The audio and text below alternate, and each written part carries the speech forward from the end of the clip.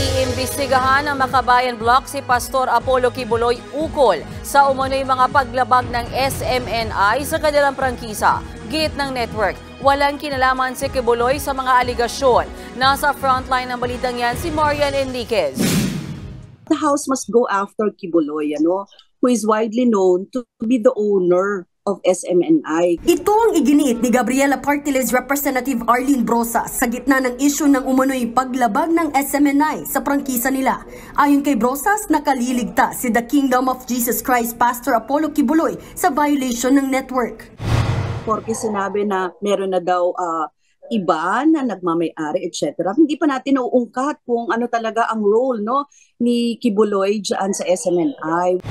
Nauna nang sinabi ng legal officer ng SMNI na si Attorney Mark Tolentino sa hearing noong November 30, block timer lang si Kibuloy at hindi niya pagmamay-ari ang SMNI. Bagamat ikinukonsidera raw nilang honorary chairman si Kibuloy, hindi siya bahagi ng corporate officers o stockholder ng Suarezug Media Corporation na may hawak ng SMNI franchise. Dagdag pa ni Brosas, napakaraming kasong kinaharap ni Kibuloy na nasa most wanted list ng Federal Bureau of Investigation sa Amerika. Conspiracy to engage in sex trafficking by force, fraud, and coercion. Tapos, sex trafficking of children at saka bulk cash smuggling. The government must immediately extradite Kibuloy.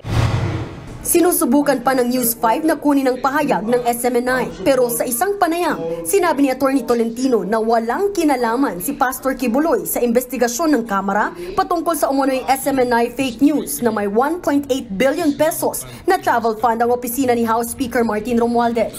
Sa Lunes, magpapatuloy ang committee hearing sa SMNI franchise. Kabilang sa mga bubusisiin ang mga alegasyon ng red tagging at ang mga pangaharas na kalakip nito. Posible rin daw sumentro ang interpelasyon sa pagbusisi ng partnership ng SMNI sa Global Television Network o CGTN ng China. Nananatili namang nakakulong sa kamera sina SMNI hosts Lauren Badoy at Jeffrey Celis matapos ma-cite in contempt.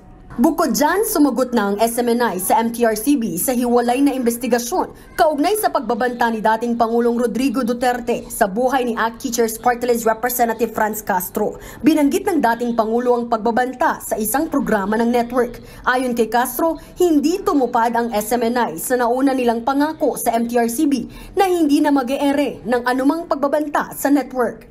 Nag-promise na wala na daw threat, magsasalita ng anumang threat. Pero nangyari ulit noong November 16 na ba talaga yung nasa guidelines sa mga ganitong programa. Kung ito ay may mga calibrated na mga penalty, hanggang suspension, etc. Hinihintay na ang resolusyon ng MTRCB tungkol dito. Wala pa rin pahayag ang kampo ni dating Pangulong Duterte. Nagbabalita mula sa Frontline, Marian Enriquez, News 5. Mga kapatid, may Los Baños po. Huwag magpahuli sa mga balita at impormasyon dapat ninyong malaman. Para sa mas malawak na balitaan at diskusyon, mag-follow at mag-subscribe sa social media pages ng News 5.